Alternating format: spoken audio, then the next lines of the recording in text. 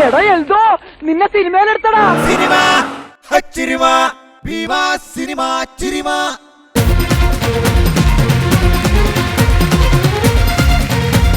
ഏവർക്കും ഭീമ സിനിമ ചിരിമയിലേക്ക് സ്വാഗതം. ഭീമ സിനിമ ചിരിമ നിങ്ങൾക്കായി അവതരിപ്പിക്കുന്നു ഭീമ കേരള, കർണാടക ആൻഡ് തമിഴ്നാടു.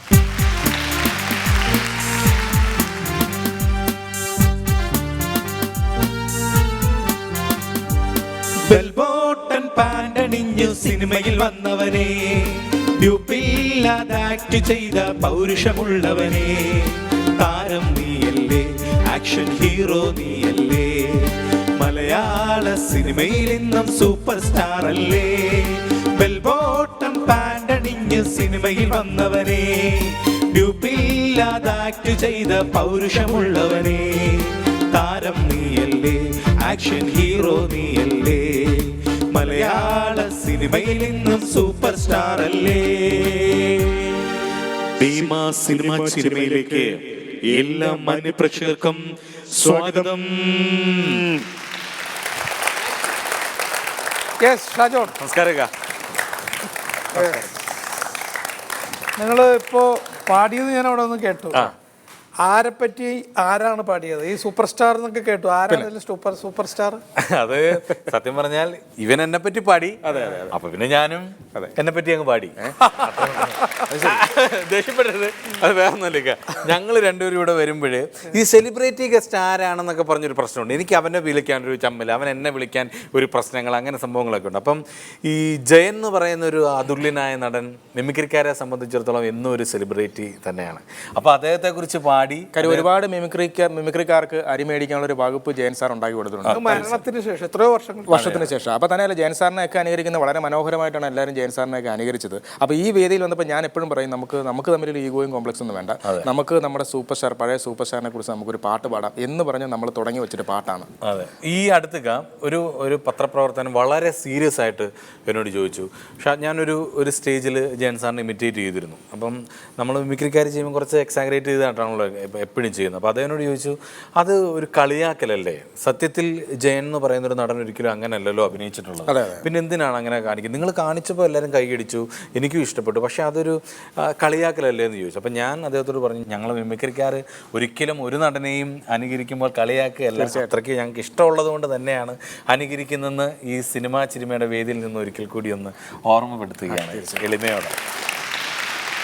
ഒരാളെ നമ്മൾ അനുകരിക്കുന്നു എന്ന് പറയുന്നത് അയാളോടുള്ള ഇഷ്ടത്തിൻ്റെ ഏറ്റവും വലിയ ഒരു പ്രകടനമാണ്, അല്ലേ?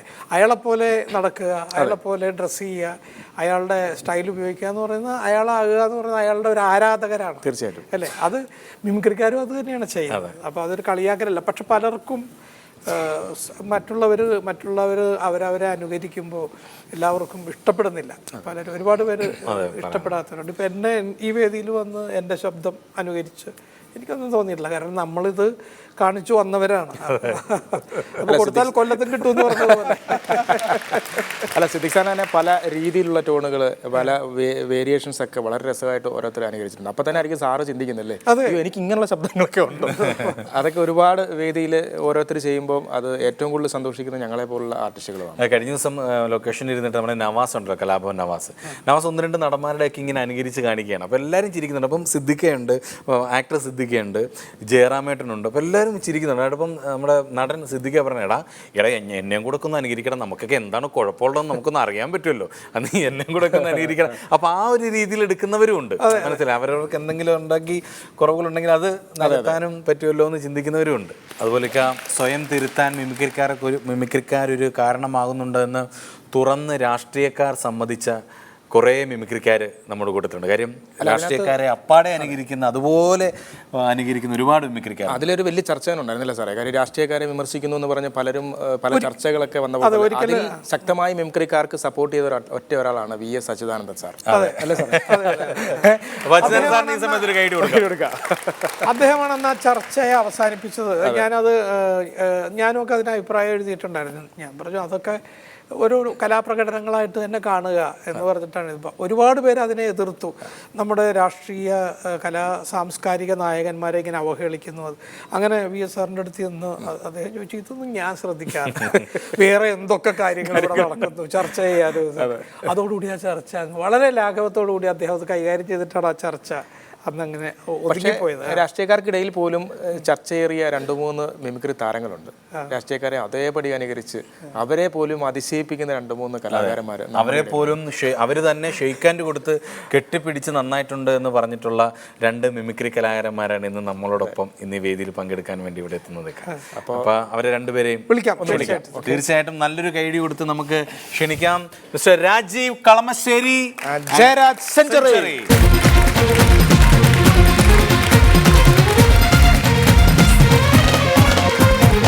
രാജീവ്, ജയരാജ്, നിങ്ങൾ രണ്ടുപേരെയും എനിക്ക് വളരെ നേരത്തെ അറിയാവുന്ന മിമിക്രി കലാകാരന്മാരാണ് രണ്ടുപേരും. രാജീവ് AK ആൻ്റണി അല്ലേ, അതാണ് സ്പെഷ്യലൈസ് ചെയ്തത്. AK ആൻ്റണി സാറിൻ്റെ ശബ്ദം മാത്രമല്ല രൂപവും ഒക്കെ അനുകരിക്കുന്ന ഒരു കലാകാരനാണ് അല്ലേ. ഏറ്റവും കൂടുതൽ AK ആൻ്റണി സാറിനെ അവതരിപ്പിച്ചിട്ടുള്ളത് എനിക്ക് തോന്നുന്നത് തീർച്ചയായിട്ടും അത് എല്ലാ വേദികളിലും അതെ ടെലിവിഷനിലും കൊണ്ടുവന്നത്. അങ്ങനെ ഒരു സംഭവം ആദ്യമായിട്ട് പ്രസന്റ് ചെയ്ത് ഞാൻ തന്നെയായിരുന്നു. രാജീവാണ്. അദ്ദേഹം പ്രതിപക്ഷ നേതാവായിട്ടിരിക്കുന്ന സമയത്താണ് ഞാൻ AK ആൻ്റണി സാറിനെ അനുകരിച്ചു തുടങ്ങിയത്. ശരിക്കും പറഞ്ഞാൽ അന്ന് സത്യത്തിൽ അദ്ദേഹത്തിൻ്റെ വോയിസ് ഒന്നും എനിക്ക് ഒബ്സർവ് ചെയ്യാൻ കിട്ടുന്നുണ്ടായിരുന്നില്ല. രൂപവും അദ്ദേഹത്തിൻ്റെ ബോഡി ലാംഗ്വേജും മാനറിസങ്ങളുമാണ് ഒബ്സർവ് ചെയ്തിരുന്നത്. പിന്നെ അത് കിട്ടാത്തതുകൊണ്ട് ഞാൻ അദ്ദേഹത്തിനൊരു ഭാഷ കൊടുക്കുകയായിരുന്നു. പിന്നീട് ശരിക്കും ആൻ്റണി സാറിൻ്റെ വോയിസും എൻ്റെ വോയിസും തമ്മിൽ കുറച്ച് വ്യത്യാസമുണ്ട്. പക്ഷേ എല്ലാവരും അനുകരിക്കുന്നത് എൻ്റെ വോയിസാണ്. വളരെ ചുരുക്കം പേരാണ് മാറ്റി അനുകരിക്കുന്നത്. ആൻ്റണി സാറും പുള്ളിനെ അനുകരിച്ചുകൂടെ?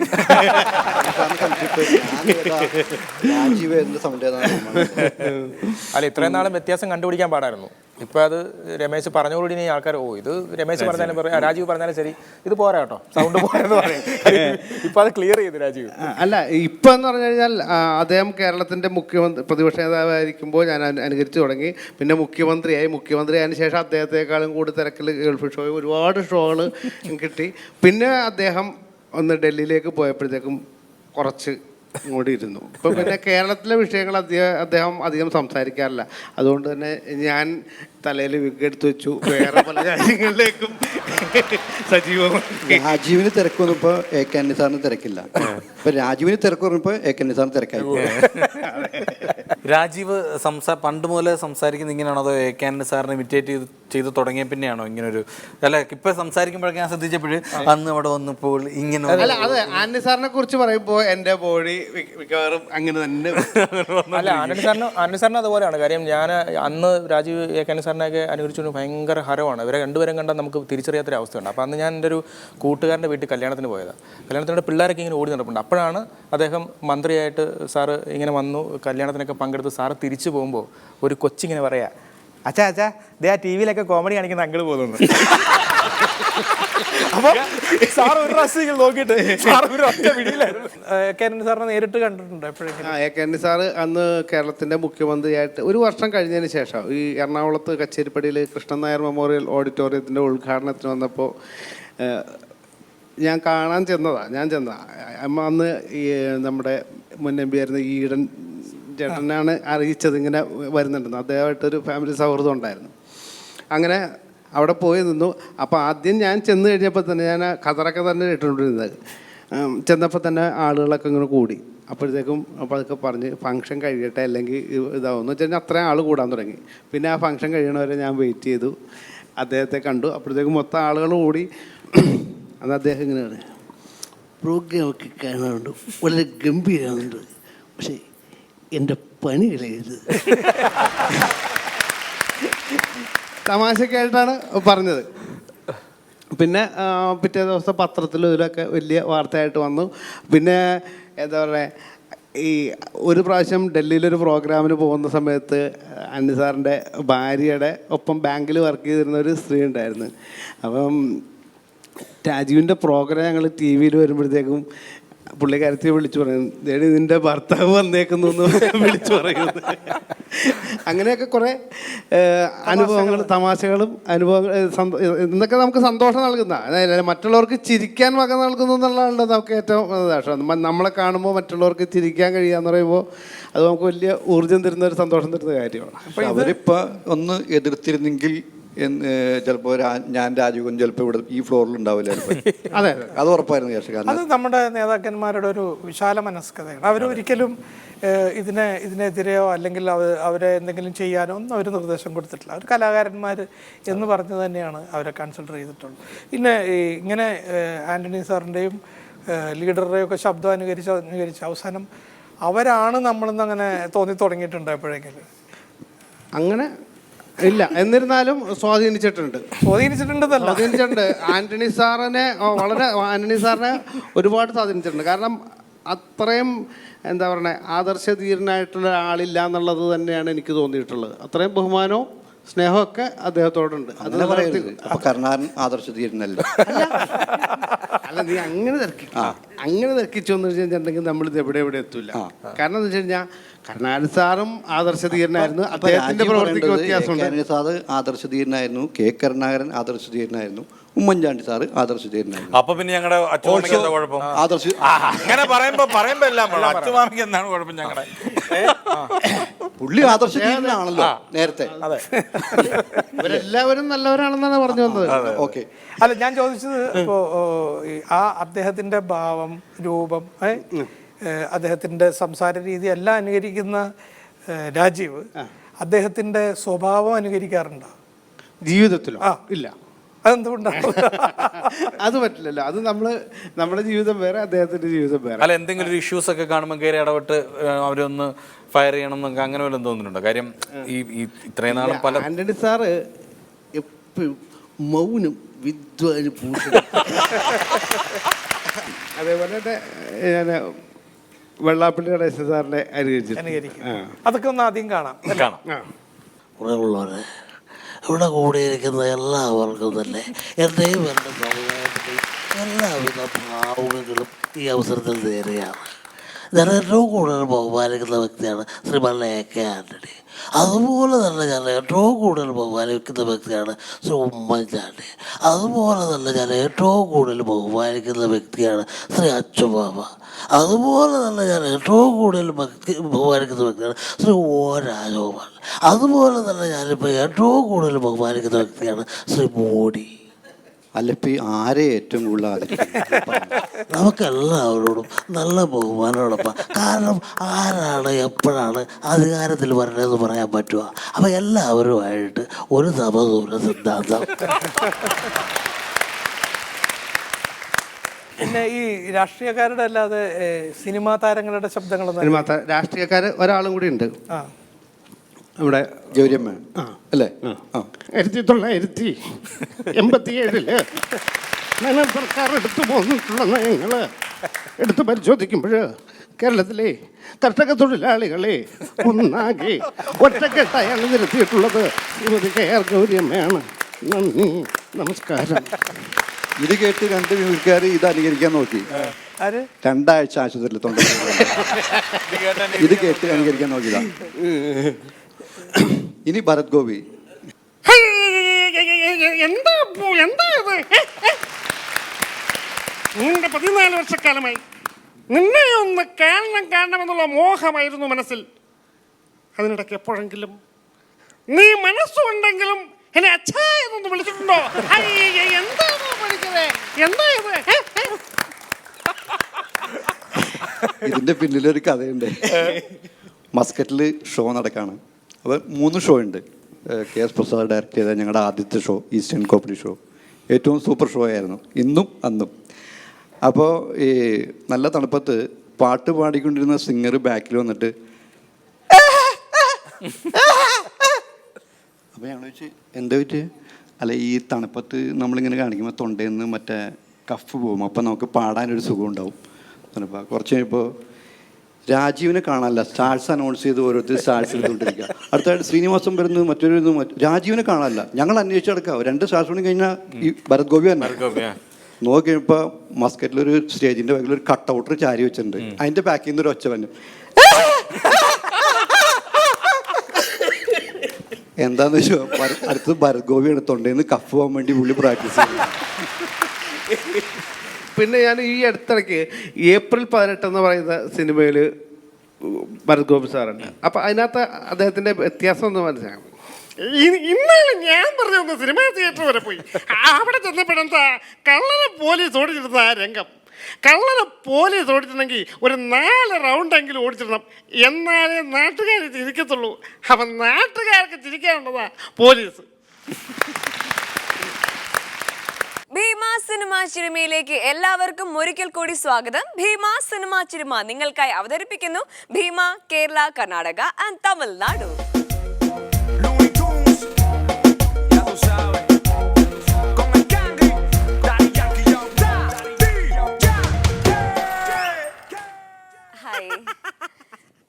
ഹലോ ഹലോ മോളെ, ഇവിടെ എ സി ഉണ്ടോ?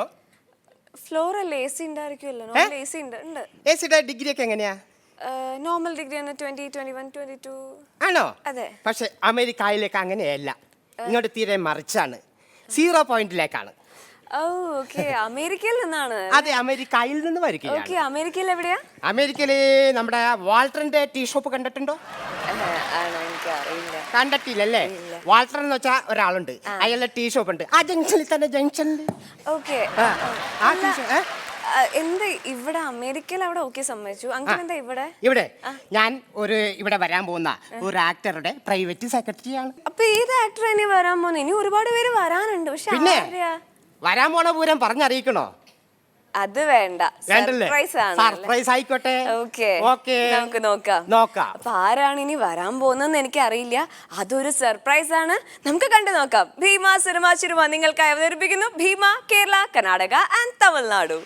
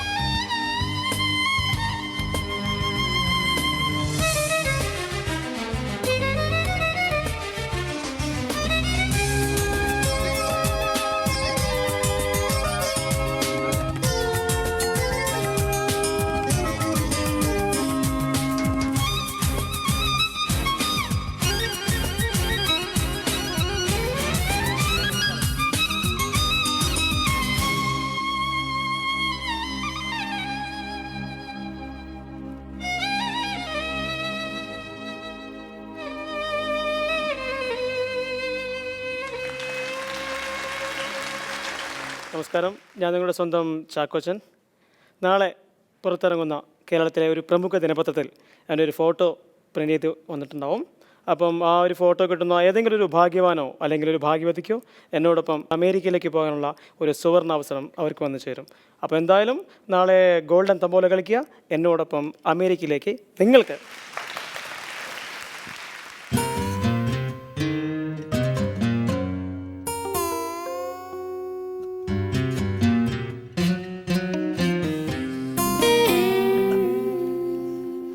അയ്യോ അയ്യോ, കള്ളൻ കള്ളൻ കള്ളൻ ഞങ്ങൾ അപ്പച്ചാ.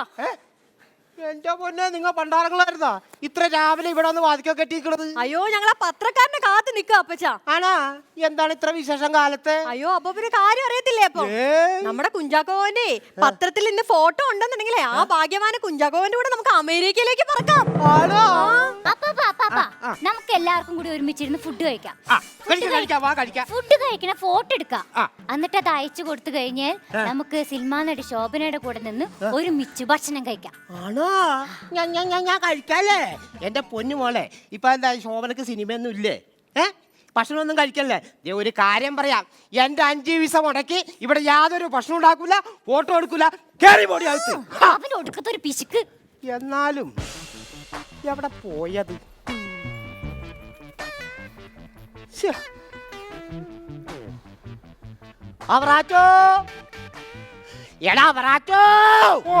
എന്താണപ്പാ കാലത്തന്നെ മനുഷ്യൻ ശല്യപ്പെടുത്താനാണോ? എന്താണ്? എടാ പൊന്നു മോനെ, ഇവിടെ കിടന്ന് നിനക്കൊരു സാധനം കിട്ടിയ? എന്ത് സാധനം? എന്ത് സാധനം? ഇല്ല കിട്ടിയ ഇല്ല. എടാ അപ്പൊ എന്താന്ന് പറഞ്ഞാലേ മനസ്സിലാവുള്ളൂ. നീ നുണ പറഞ്ഞാണ്ടല്ലോ നിന്റെ ഈ തല പൊട്ടിത്തെറിക്കും. ദൈവമേ, അപ്പ ഞാൻ അറിഞ്ഞിട്ടില്ല. മേരിയേ, മേരിനെ വിളിക്കണ്ട. മേരി എന്താ അപ്പച്ച? ഞാൻ വന്ന മോളെ, ഇങ്ങോട്ട് വന്നേ. കാലത്ത് തന്നെ ശല്യം ഉണ്ടാക്കുന്നു. മോളെ, അപ്പൻ്റെ ഒരു സാധനം ഇവിടെ കളഞ്ഞു പോയി. ഓക്കെ കിട്ടിയ? എന്താ അപ്പച്ചനെ കളഞ്ഞു പോയത്? എനിക്കൊന്നും കിട്ടിയില്ല. ഇന്ന് ഇവിടെ അടിച്ചു വാരിയ. ആ, ഞാൻ തൂത്തുവാരിയായിരുന്നു. എവിടെയാണ് കളഞ്ഞത്? ദേ ആ മൂലയ്ക്ക് കൂട്ടി വെച്ചിട്ടുണ്ട്. ആണാ? എന്നാ ഞാൻ കണ്ടുപിടിച്ചോളാം. അതെ, അപ്പന്റെ സ്വർണ്ണപ്പല്ലായിരിക്കും പോയേക്കണത്. അതാണ് അപ്പൻ ഈ അന്വേഷിച്ച് കിടക്കണത്. എനിക്ക് കിട്ടിയാലേ ഞാൻ കൊടുക്കത്തില്ല തിരിച്ച്. കൊടുക്കണ്ട. അല്ല, എത്ര പവൻ കാണും ചേട്ടാ? അതൊരു 2-2.5 പവനോളം കാണാൻ ചാൻസ് ഉണ്ട്. ആണോ?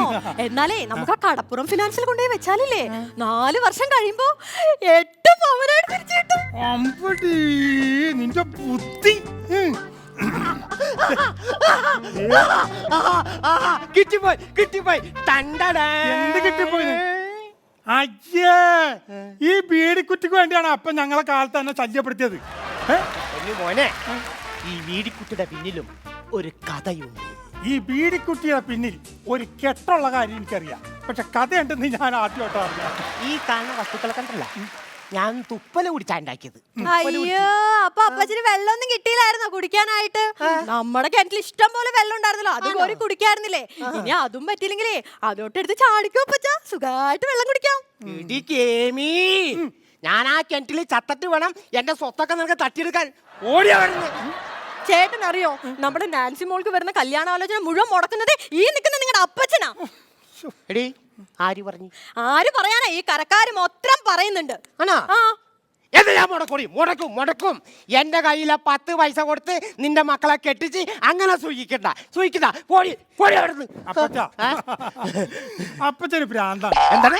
അല്ല, അവർക്ക് ഭ്രാന്താണ്. അങ്ങനെ അവള് പറയണ ഒന്നും കാര്യമാക്കണ്ട. ഇല്ല. അതായത് അപ്പച്ച, നമുക്ക് വേളാങ്കണ്ണിയിലൊക്കെ ഒന്ന് പോയി ഊട്ടിയിലൊക്കെ ഒന്ന് കേറി ആ കൊടൈക്കനാലൊക്കെ ഒന്ന് കറങ്ങി അടിച്ച് പൊളിച്ച് തകർത്ത് ഇങ്ങോട്ട് പോന്നാലാ? എന്റെ പൊന്നെ മോനെ, അപ്പന് കുളിരി കുറഞ്ഞടാ. ഇപ്പഴാണ് നീ എന്റെ മോനായത്. എടാ മോനെ, നമ്മള് മാത്രം നോക്കണ്ട, നമ്മുടെ വീട്ടിലെല്ലാവരും, പിന്നെ ഇതായിരിക്കണം നമ്മുടെ ജോസഫേട്ടനില്ലേ, ആ ജോസഫേട്ടൻ, അപ്പുറത്തെ ഇരിക്കുന്ന റാണി ചേച്ചി, അവരെല്ലാവരും കൂടെ കൂട്ടിക്കോ. അത് ശരി. പിന്നെ അപ്പന്റെ പണ്ടത്തെ കമ്പനിക്കാരല്ലേ? പിന്നെ ഇതിന്റെ ചെലവിലേക്ക് ഒരു 10 രൂപ ഞാൻ തന്നെ. അപ്പന്റെ ഒരു പിച്ചത്തരം. അപ്പ അതല്ല ഞാൻ പറഞ്ഞത്. എനിക്ക് തരാനുള്ള സ്വത്തിന്റെ കാര്യത്തിലാണ് ഒരു തീരുമാനം ഉണ്ടാവണം. ആണാ? എടാ മോനെ, ഇതിനു വേണ്ടിയാണ് നീ എന്നെ കൊടൈക്കനാലിലും ഊട്ടിയിലൊക്കെ കൊണ്ടുപോയത്. എടാ, അത് പറയാനാണെങ്കിൽ നമുക്ക് പാലാരോട്ടം ജംഗ്ഷനില കുമ്പളം പാലത്തിന്റെ അടിയില അവിടെ നിന്ന് അങ്ങനെ സംസാരിച്ചാ പോരായിരുന്ന? അല്ലപ്പ, എന്റെ സ്വത്തിന്റെ കാര്യം, എനിക്ക് കിട്ടാനുള്ള വീതത്തിന്റെ കാര്യം പറ. ഓ, അതപ്പം മറന്നുപോയി. ഇങ്ങോട്ട് വന്നേ. നമ്മുടെ ഹൈവേയുടെ അരികിൽ കിടക്കണ 2 ഏക്കർ സ്ഥലവും പിന്നെ ഒരു ഷോപ്പിംഗ് കോംപ്ലക്സും നമ്മുടെ വടക്കേല തോമാസിന്റെ ആണ്. അവൻ തരുമെങ്കിൽ നീ എടുത്തോ. അപ്പ അതല്ല ഞാൻ പറഞ്ഞത്, എനിക്ക് കിട്ടാനുള്ള അവകാശം. ഓ, അതപ്പം മറന്നുപോയിട്ടാ മോനെ. ഒരു പണി ചെയ്യാം. അപ്പന്റെ പേരിൽ കിടക്കണ 50 സെന്റില് 30 സെന്റ് എനിക്ക്, 20 സെന്റ് നിനക്ക്. ഈ കുഴിയിലോട്ട് കാലം നീട്ടിയേക്കണ അപ്പനെന്തിനാ 30 സെന്റ്? എനിക്കല്ലേ ജീവിക്കേണ്ടത്, എനിക്ക് തരാൻ പാടില്ലേ? പൊന്നു മോനെ, നിന്റെ കാലശേഷം എനിക്കും ജീവിക്കണ്ടേ? അല്ലൊരു പണിയാ, എന്റെ കാലശേഷം ഈ 50 സെന്റും നിന്റെ പേരിലേക്ക് എഴുതി തരാം. എന്താ? അല്ല, ശേഷം തരുള്ളൂ പറഞ്ഞാൽ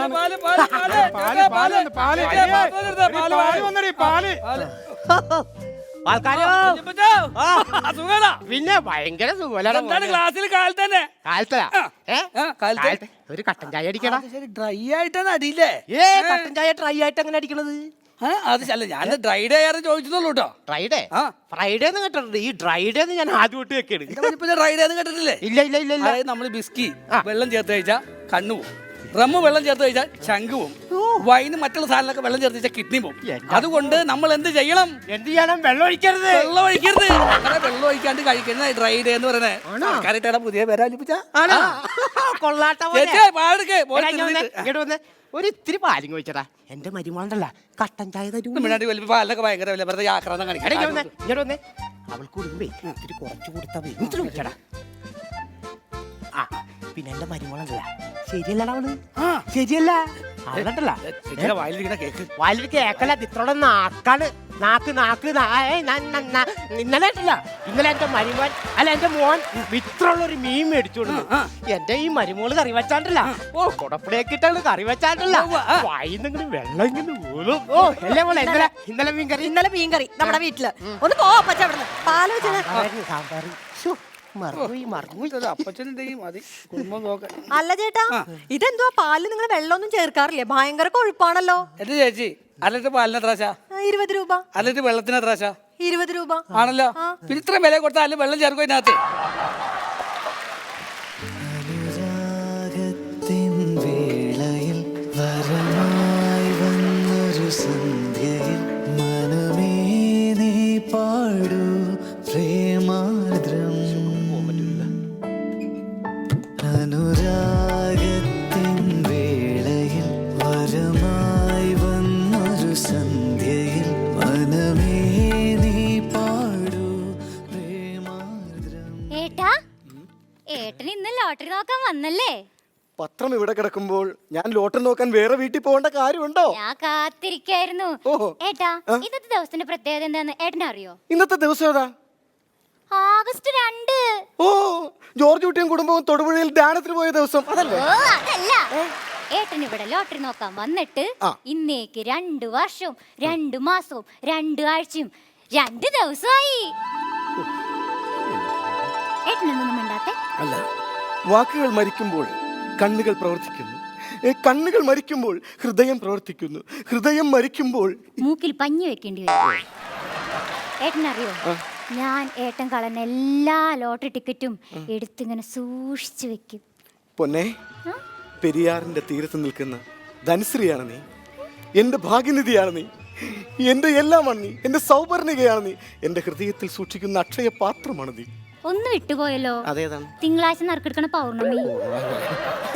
ഏട്ടാ, ഏട്ടനോടുള്ള സ്നേഹം കൊണ്ടൊന്നല്ല ഞാൻ ഈ ലോട്ടറി ടിക്കറ്റ് സൂക്ഷിച്ചു വെക്കണേ. പിന്നെ അപ്പാപ്പന് കുളിക്കാൻ വെള്ളം ചൂടാക്കാനാ. കള്ളി, നീ ആള് ഭയങ്കര കള്ളിയാണെന്ന് എനിക്കറിയാം. ഏട്ടാ, കുറച്ച് ദിവസം ഞാൻ ഏട്ടനോട് ഒരു കാര്യം ചോദിക്കണം എന്ന് വിചാരിച്ചിട്ട്. ചോദിച്ചു? ഏട്ടൻ ആരോടും പറയരുത്. ഇല്ല, ആരോടും പറയൂല. അച്ഛനോടും അമ്മയോടും ഒട്ടും പറയരുത്. ഇല്ല, ഞാൻ ആരോടും പറയില്ല. ചോദിക്കട്ടെ? ചോദിച്ചു. പെട്ടെന്ന് പറ, എന്റെ ഹൃദയം തുടിക്കുന്നു. എനിക്ക് തനിക്ക് 50 രൂപയുടെ റീചാർജ് കൂപ്പൺ വാങ്ങി തരുമോ? എന്റെ അമ്മോ, 250 മെസ്സേജ് ഫ്രീ ഉണ്ട് അതില്. 100 മെസ്സേജ് ഞാൻ അയച്ചോളാം. ഓ, ഒറ്റ നമ്പറിൽ ഒരു ബമ്പർ പോയല്ല എന്റെ പൊന്നോ. ഏട്ടോ,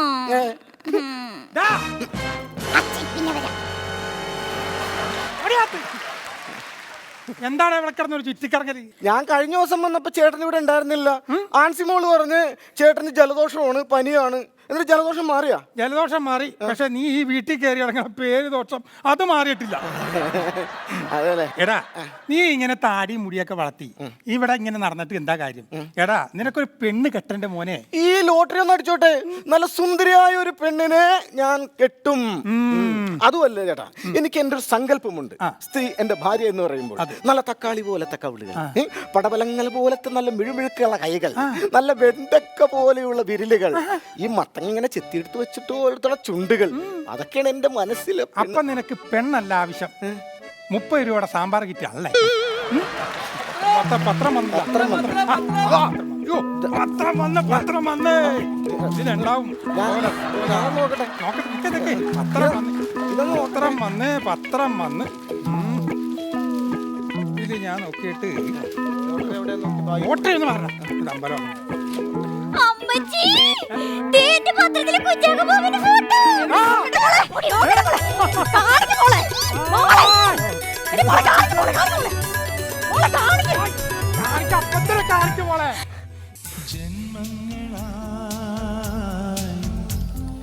പുണ്യോദയങ്ങളായി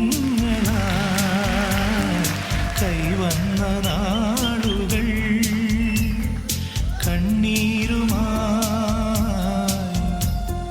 കാണാക്കിനാക്കളായി മോളെ, അമ്മച്ചി, ഞാൻ കുഞ്ചാക്കോ ബോബന്റെ കൂടെ അമേരിക്കക്ക് പോവും. അപ്പച്ചാ, ഞാൻ കുഞ്ചാക്കോ ബോബന്റെ കൂടെ അമേരിക്കക്ക് പോവും. ചാക്കോച്ചനായിട്ട് ഞാൻ. ആരുടെ കൂടെ നീ പോണത്? ഇതൊരു പിടുത്താക്കിട്ടല്ല. എടാ, കുഞ്ചാക്കോ ബോബനും ചാക്കോച്ചനും ഒന്നും തന്നെയാ. എടി നിന്നെ ഒറ്റക്ക് വിടാൻ പറ്റൂല. അമ്മച്ചി. പറ്റൂല ചേട്ടാ ബോബനാള് നല്ല അല്ല ബോബനാള് നല്ലതാണ്, പക്ഷെ ഇവള് എടി പേപ്പറിങ് തന്നെ കേറി പോടിയകത്ത്. അവളുടെ ഒരു നീ എന്താണ് വായി നോക്കിക്കുന്നത്? ലോട്ടറി നോക്കാൻ. പോയിക്കോവരേക്ക് അവിടുന്ന്. ആ ചേട്ടാ നമുക്കേ ഒരു കാര്യം ചെയ്താലോ? എന്താണ്? ചേട്ടന്റെ അപ്പച്ചനെ കൊണ്ട് നമുക്ക് എന്തെങ്കിലും ഗുണമുണ്ടോ? ഒരു ഗുണമില്ല. അപ്പൊ നമുക്കൊരു കാര്യം ചെയ്യാം, അമേരിക്കയിലേക്ക് നമ്മുടെ അപ്പച്ചനെ അങ്ങ് തട്ടിയാലോ? അപ്പച്ചനെ നമുക്ക് അമേരിക്കയിലേക്ക് കിടക്കാം. അത് ശരിയാണ്. അത് ഈ വിവരം അപ്പച്ചനോട് ആര് പറയും? അത് ചേട്ടൻ പറഞ്ഞാ മതി. ഞാൻ അതിന് പറയണം. credit ചേട്ടൻ മാത്രം. അപ്പച്ചാ അപ്പച്ചാ അപ്പച്ചാ അപ്പച്ചാ ഒരു സന്തോഷ വാർത്ത. അപ്പച്ചന് അമേരിക്ക പോകാനുള്ള ഒരു അവസരം. ആണോ? അപ്പച്ചന് തമ്പോലടിച്ച് ബോബൻ കുഞ്ചാക്കോന്റെ കൂടെ അപ്പച്ചന് അമേരിക്കക്ക് പോവാം. ആണോ? അമേരിക്കയിലെ ഡൽഹിയിലെ എവിടെ വേണേ പോവാം. പക്ഷെ 10 പൈസ ഞാൻ മുടക്കൂല. ഓ എന്റെ ദൈവമേ, അപ്പച്ചനൊന്നും കൊടുക്കണ്ട. ഇത് ഫ്രീ ആയിട്ട് പോകുന്നതാണെന്ന്. ആണോ? എന്നാ ഞാൻ റെഡി. ഇത് നമുക്ക് ആഘോഷമാക്കാം. എടിയേ ഒന്ന് വന്നേടി ഇവിടെ. എന്റെ ചേട്ടൻ ഇങ്ങനെ മല മാതിരി നിന്നാ മതി. ഇതൊക്കെ ഒന്ന് ശരിയാക്കി കൂടെ ചേട്ടനാ. നിനക്കും ചെയ്യാലോ ഇതൊക്കെ. അയ്യോ ഇതൊക്കെ ഒന്ന് മര്യാദക്കാക്ക്. ഇതൊക്കെ ഒന്ന് വെച്ചേ, മര്യാദ വെച്ചേ. റെഡിയാണ് എല്ലാ സാധനങ്ങളും റെഡിയാണ്. പള്ളിയിലച്ഛൻ ഇപ്പൊ തന്നെ വരൂട്ടാ. പള്ളിയിലച്ഛൻ പറഞ്ഞു. പള്ളിയിലച്ഛൻ എത്തിയല്ല, പറഞ്ഞു തീർന്നില്ല. പള്ളിയിലച്ഛൻ എത്തി.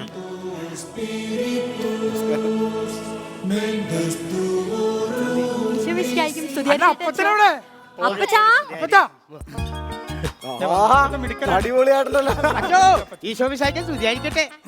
എപ്പോഴും സ്തുതിയായിരിക്കട്ടെ പൈലിച്ചേട്ടാ. നമുക്കെന്നറിയാം നമ്മുടെ ഇടവകയിലെ പൈലിച്ചേട്ടനെ കുറിച്ച്. പൈലിച്ചേട്ടനെ ഇന്ന് നമ്മൾ അമേരിക്കയിലേക്ക് അയക്കണ ഒരു ചടങ്ങാണ് ഇന്ന് ഇവിടെ നടക്കുന്നത്. പൈലിച്ചേട്ടനെ കുറിച്ച് പറയാമെങ്കിൽ ഈ നാട്ടിലൊരു നല്ല മനുഷ്യനാണ് പൈലിച്ചേട്ടൻ. പൈലിച്ചേട്ടൻ ഇന്ന് ആരുടെ കൂടെയാണ് അമേരിക്കയ്ക്ക് പോണത്? നമ്മളുടെ നടൻ കുഞ്ചാക്കോ ബോബൻ്റെ കൂടെയാണ് അമേരിക്കയ്ക്ക് പോണത്. ഈ കുഞ്ചാക്കോ ബോബൻ ആരാണ്? സൂപ്പർ സ്റ്റാറാണ്. എത്ര പടങ്ങളിലാണ് കുഞ്ചാക്കോ ബോബൻ അഭിനയിച്ചിരിക്കുന്നത്? പേര് പറയുകയാണെങ്കിൽ ദേവാസുരം, ആറാം തമ്പുരാൻ, രാവണ പ്രഭു, പെരിച്ചാഴി. കേക്ക് മുറിച്ച് ഈ ചടങ്ങ് ആഘോഷമാക്കാം.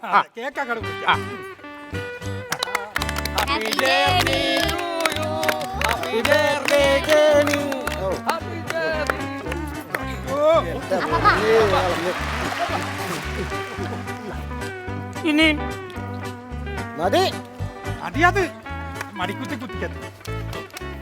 ഇനി മുത്തം കൊടുക്കൽ ചടങ്ങാണ്. മുത്തം കൊടുക്കാനുള്ളവരെല്ലാം പൈലിച്ചേട്ടന് ഓരോരുത്തരായി വന്ന് മുത്തം കൊടുക്കൂ. അച്ഛോ ഞാൻ കുഴിയിലേക്കല്ല പോണത്, അമേരിക്കയിലേക്കാണ്. കൊടുക്കുമോളെ.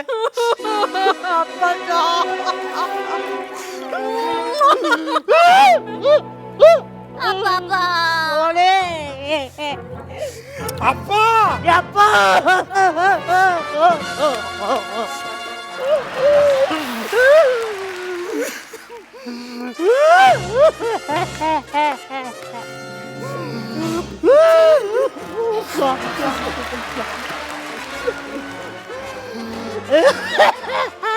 മക്കളെ അപ്പൊ യാത്ര ആകട്ടെ. പോവാം. ആ കാറിലേക്ക് കൊണ്ടോ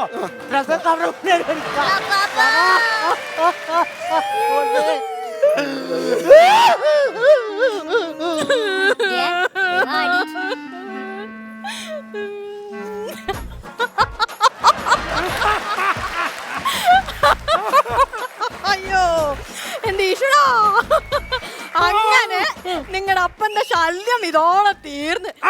അല്ല ഇനി എങ്ങനെ ഇങ്ങനെ തിരിച്ചു വരുമോ? ഒരിക്കലുമില്ല. അവിടെ ചെന്നോടനെ പാസ്പോർട്ട് കത്തിച്ചാലേ ഞാൻ പറഞ്ഞിട്ടുണ്ട്. അയ്യോ ചേട്ടന്റെ ഓരോ ബുദ്ധി ചേട്ടാ.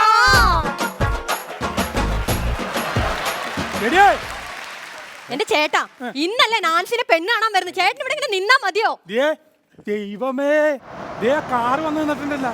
അയ്യോ അതേ കാറ് വന്ന് നിന്നിട്ടുണ്ട് അല്ലേ? അവരാന്ന് തോന്നണ്ടാ. ഒരു സന്തോഷ വാർത്ത. അല്ല ഇവിടെ എന്താ പരിപാടി? ഇവിടെ നാൻസിനെ പെണ്ണ് കാണാൻ വരുന്നുണ്ട്. അതെ, എന്നാലും ഒരു സന്തോഷ വാർത്തയുണ്ട്. ഭയങ്കര വാർത്ത. ദേ നോക്കി അങ്ങോട്ട് നോക്കിയേ. ദേ ഒരാള് വന്നാണ്ട. അയ്യോ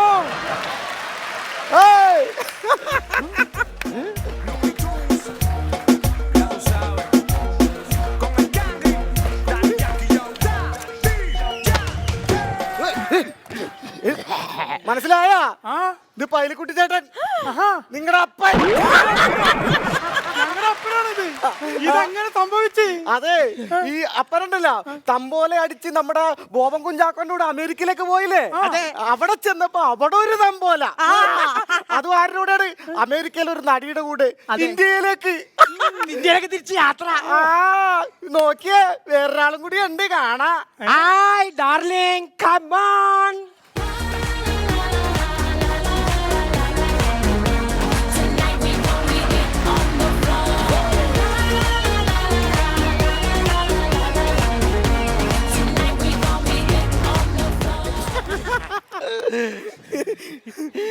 കൊള്ളാട്ട ഈ പരിപാടി. എടാ, ഇന്നത്തെ കൊണ്ട് ഈ അപ്പൻ തമ്പോല കളി നിർത്തി. അപ്പൊ ഇതാ ഇന്ന് മുതൽ നിങ്ങളുടെ മമ്മി.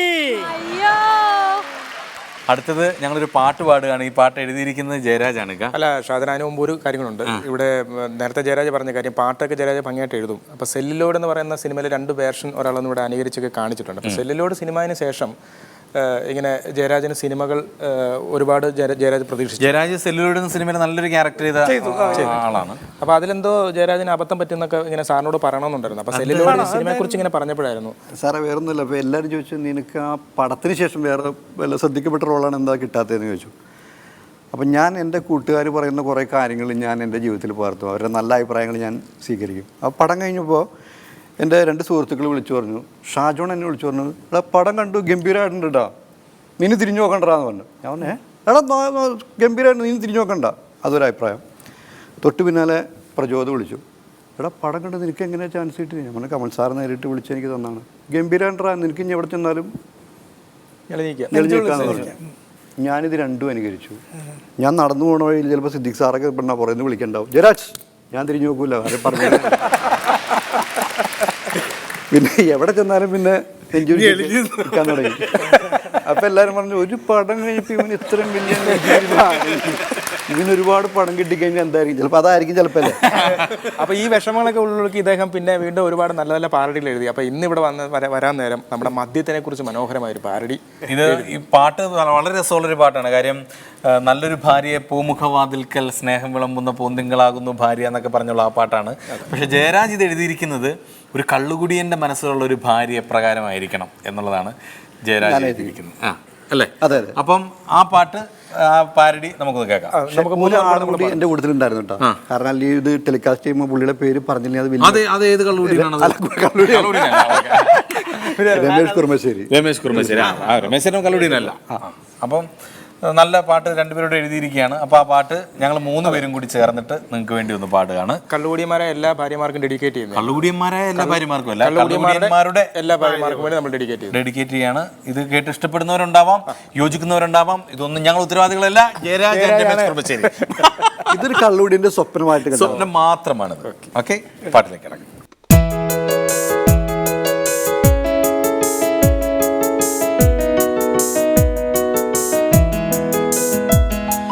പൂമുഖവാതിൽക്കൽ പൈറ്റുമായി എത്തുമ്പോൾ ഗ്ലാസുമായി നിൽക്കണം ഭാര്യ. പൂമുഖവാതിൽക്കൽ പൈറ്റുമായി എത്തുമ്പോൾ ഗ്ലാസുമായി നിൽക്കണം ഭാര്യ. ടച്ചിങ്സും സോഡയും ഒപ്പം കരുതുന്ന മദ്യദാനേശ്വരി ഭാര്യ. ടച്ചിങ്സും സോഡയും ഒപ്പം കരുതുന്ന മദ്യദാനേശ്വരി ഭാര്യ. പൂമുഖവാതിൽക്കൽ പൈന്റുമായി എത്തുമ്പോൾ ഗ്ലാസുമായി നിൽക്കണം ഭാര്യ.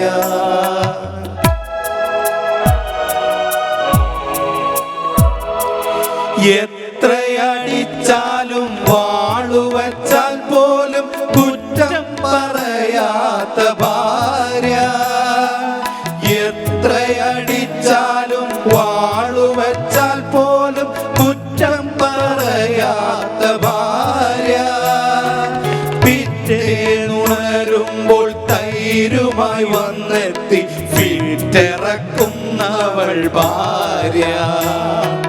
പിറ്റേന്നുണരുമ്പോൾ തൈരുമായി വന്നെത്തി ഫിറ്റിറക്കുന്നവൾ ഭാര്യ പൂമുഖവാതിക്കൽ പൈന്റുമായി എത്തുമ്പോൾ ഗ്ലാസുമായി നിൽക്കണം ഭാര്യ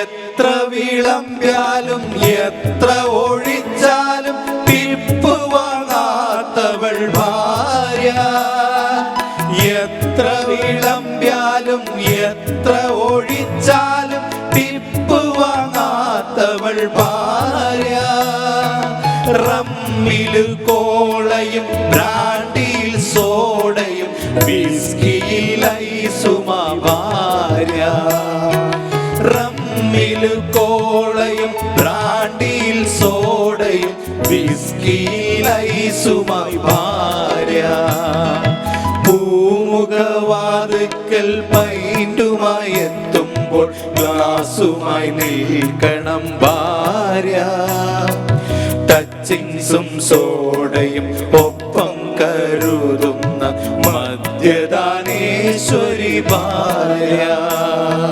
പൂമുഖവാതിൽക്കൽ പൈന്റുമായി എത്തുമ്പോൾ ഗ്ലാസുമായി നിൽക്കണം ഭാര്യ